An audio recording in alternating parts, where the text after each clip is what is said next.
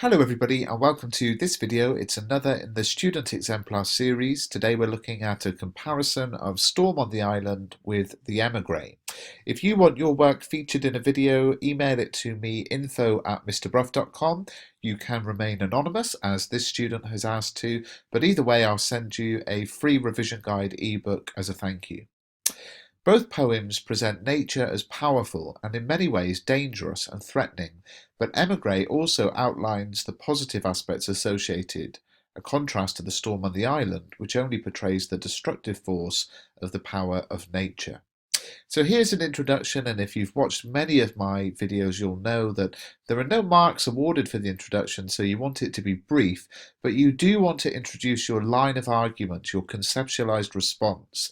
Now at GCSE, I think the 45 minutes or so you have to answer the question really allows for a two-sided line of argument, and we've got that in this introduction.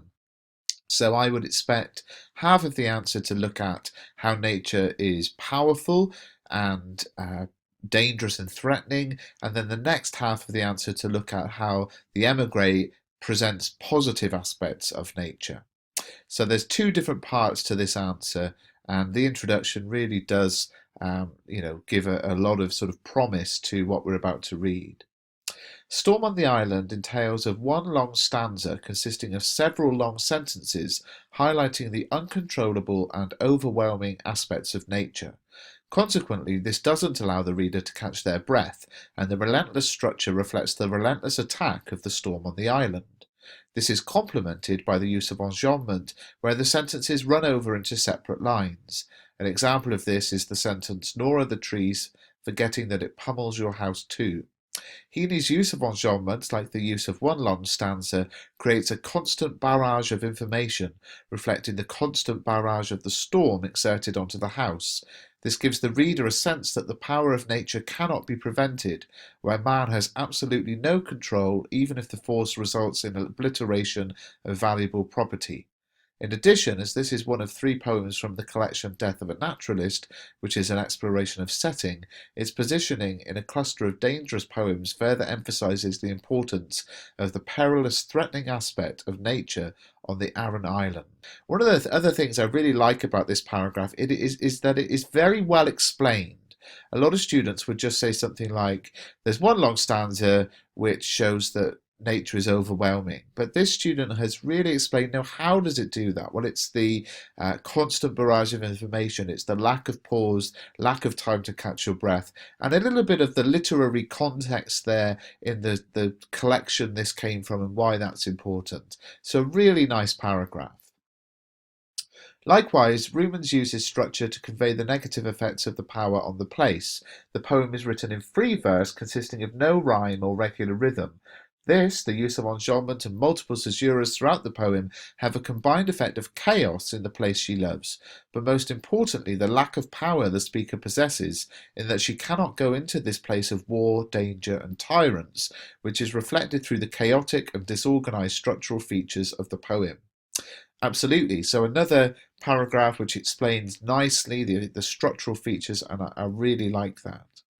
So I would say that we're about halfway through the answer, a little bit less than halfway through, and there's been a lovely explanation of how structure presents the negative aspects. And let's see if the student moves on to the next side of the argument. However, there is some organised structure to the Emigree which contrasts the negatives associated with power. The regular stanza length, with line lengths of 8, 8 and 9, can be seen as the speaker's way of imposing order on her experience. The Emigree refuses to be overcome by the negativity of the conflict in the land, or the power imposed on her by those who refuse to let her visit. Additionally, the longest stanza in the poem is the last stanza, which focuses on the speaker's love for the place she's describing. This is the longest stanza in the entire poem, suggesting that the speaker doesn't want to leave. She is trying to savour the moment being described in this stanza. Okay, so this is a really nice paragraph. Just little things like the connective however shows, what I'm writing is linked to what I've written before. And that again is this idea of the conceptualized response. This is not just 5 or 6 random isolated points, but this is a line of argument. And now the positive aspect of the structure. Really, really good. Moreover, it is through Ruman's use of language she is able to emphasize the positive and negative power of place and people. The poem's imagery is a mixture of positive and negative, and this is demonstrated by the phrase branded by an impression of sunlight. Here, Rumens has deliberately juxtaposed negative, branded, and positive, sunlight, to highlight the conflict she feels between her love of the place and her pain at not wanting to be there, and not being able to be there. However, through the use of repetition of the word sunlight, Rumens is allowed to present her love and passion for the place, which overpowers any sense of negativity, where this love cannot be disregarded as the place has a place in the speaker's heart. Yeah, very nice. Looking at the structural placement of language and then analysing the significance of that language. Very, very good. Whilst the Emigree has connotations of both positive and negative power, Heaney continues to highlight the negativity power possesses in his poem through the use of form. Storm on the Island is in the form of a dramatic monologue, which presents a one-sided view of everything where equality is not present, as we hear nothing from the listener. The dramatic monologue form reflects the imbalance in the relationship between the speaker and nature. There is only one dominant voice in this relationship.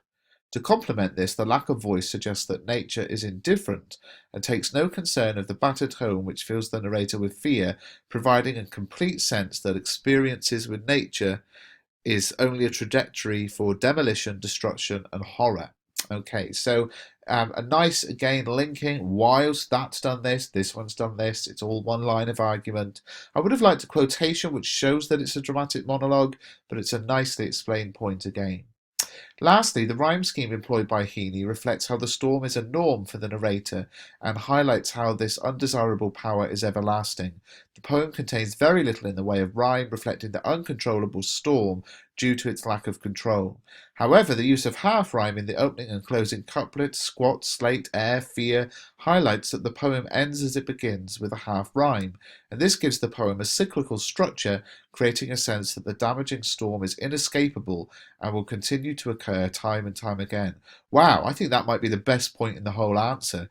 I know about the half rhyme, but the idea that that's cyclical, fantastic. Just to point out as well, this is an analysis of form here, of course. Not all of the poems have a specific form, but if they do, try and link it into your answer, it's useful. A really, really solid answer. I hope you found it useful. If you haven't done so already, please do subscribe to the channel. And if you want more student exemplars, give the video a thumbs up.